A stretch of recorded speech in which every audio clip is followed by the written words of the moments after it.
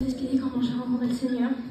Mon père il a commencé à suivre Dieu en 2018 et nous on ne connaissait pas du tout ça. C'était pas du tout dans mes projets de vie. Il s'est baptisé en 2019 et vraiment j'avais les nerfs sur mon père. Je n'en voulais pas chez moi de ça. La vie que j'avais avant Dieu, je disais que c'était la meilleure, tout ça. Mon père il avait changé de métier, tout, j'avais plus la même vie. Je ne retrouvais plus mes repères que j'avais avant. Et en 2019, on part en mission. Et j'ai entendu la voix du Seigneur me parler. Et c'était la première fois que j'entendais. Mais j'ai pas tenu. J'ai toujours délaissé. J'ai toujours délaissé le Seigneur parce que je croyais que j'étais pas bonne pour le Seigneur. J'étais méchante. Et le Seigneur, je croyais qu'il me voulait pas. Toujours, j'essayais de suivre et jamais ça allait. Je me dis, regarde, je fais des angoisses, je suis méchante, ça va pas, j'ai mis des caractères. Et chaque fois, je laissais me tomber le Seigneur.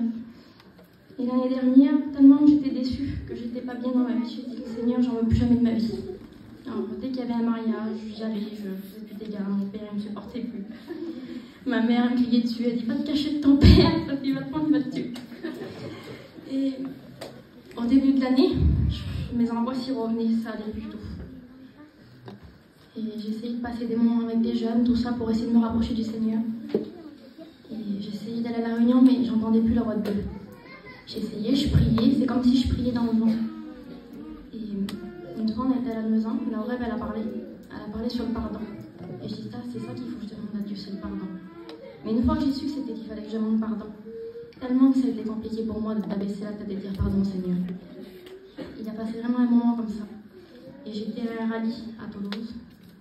C'était pas prévu que j'y aille, il n'y avait pas de bus, c'était un peu compliqué d'aller. Mon père il dit vas-y, je t'amène. J'y vais, la première réunion, je passe totalement à côté parce que le Seigneur il me demandait de baisser la tête et de demander pardon. Mais je ne pouvais pas. C'était plus fort que moi. Et à la deuxième réunion, je m'abaisse la tête et je dis Seigneur, je dis pardon.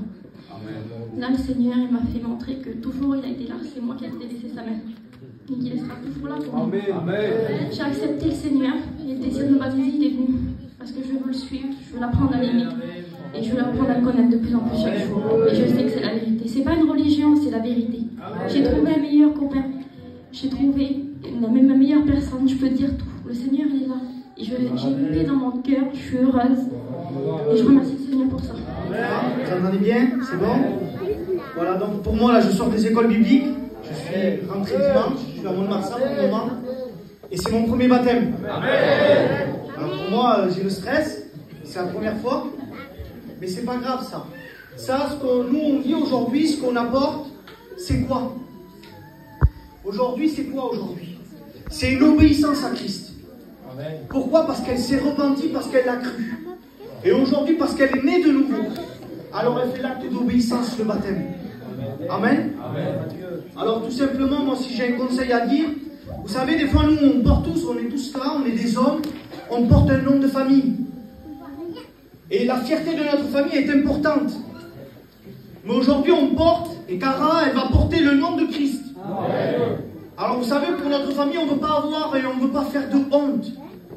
Mais Cara, aujourd'hui, tu es un témoin vivant.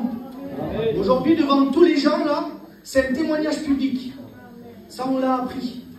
Alors ne fais pas honte à Christ. Parce que pour nous, c'est simple de l'accepter.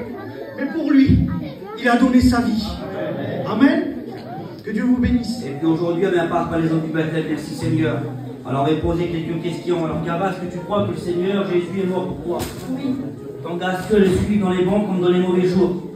Alors, sur la confession de ta foi, nous te baptisons au nom du Père, du Fils et du Saint-Esprit. Amen. Le ciel